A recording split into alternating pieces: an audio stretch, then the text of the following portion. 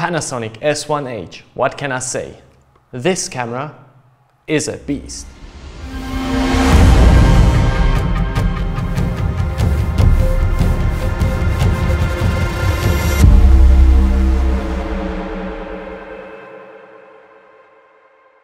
We got our hands on an S1H thanks to Panasonic and Foto Video zum Stein. But before we go to the review, if you ever need gear to buy or rent in Switzerland, Foto Video zum Stein has you covered.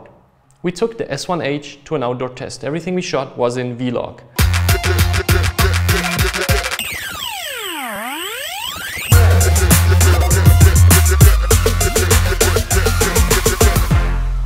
The dynamic range, slow motion, the internal image stabilization and the autofocus really got our attention.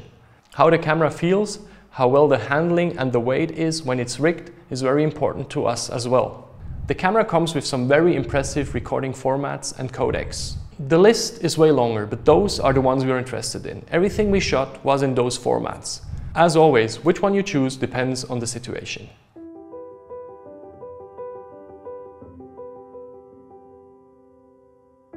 If you are looking for slow motion, the S1H has you covered.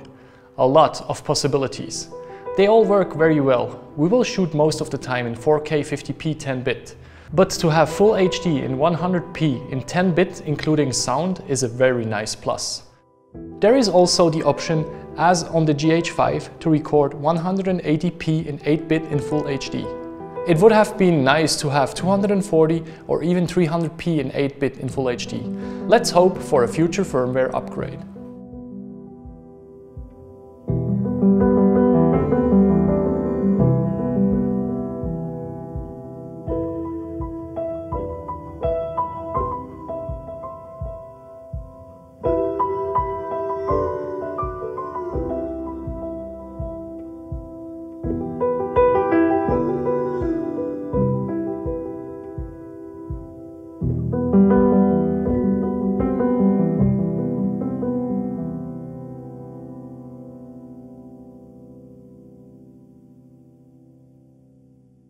I'm not a very big fan of autofocus because it often doesn't work, but we were very keen to test it.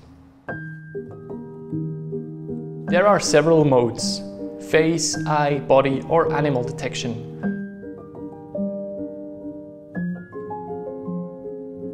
Or tracking mode, where you choose something in the frame and it will follow.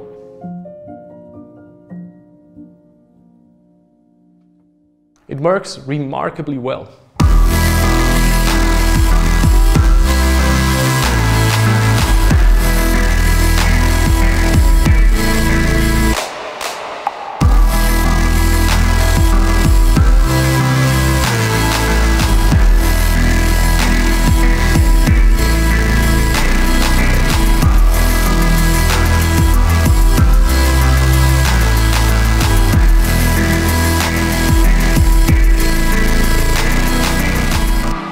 If you need to pull manual focus, you'll have the option to choose your focus length on your lens, ranging from 90 degrees up to 360 degrees.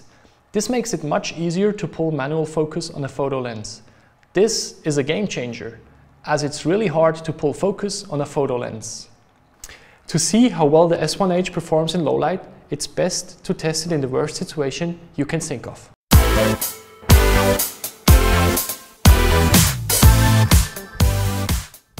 A disco night. You'll have extreme bright highlights with extreme dark shadows.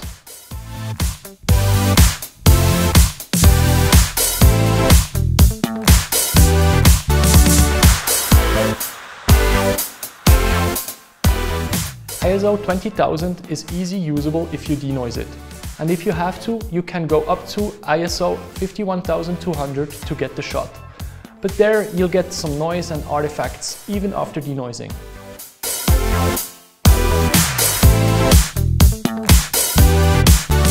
As we do work a lot on remote locations or high up in the mountains, weight is a very important factor to consider.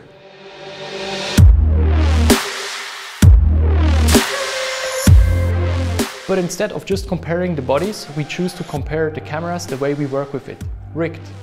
The results are rather surprising. In the end, we don't really win or lose on weight. But we will lose some space in our backpacks, but win in format options and image quality. As mentioned before, this camera is a beast. Compared to our GH5s, we really see an upside in jumping ships. What really impressed us was the look and feel of the image in post-production.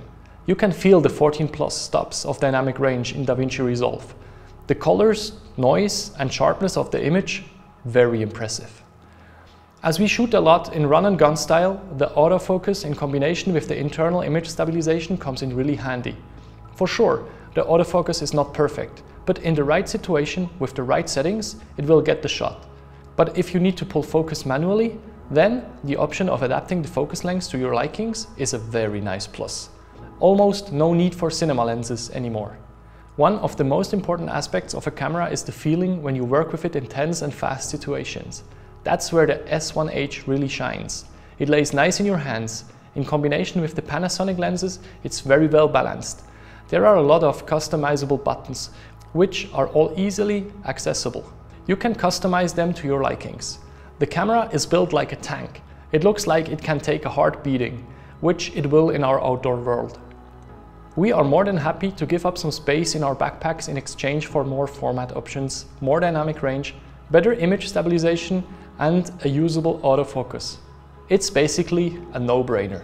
It would have been nice to have 4K 100p or a built-in variable ND filter. But those are the two missing points in our opinion. But let's see what the future brings. Give me that camera. Wait, that's not my camera. Now. But Panasonic will not believe me.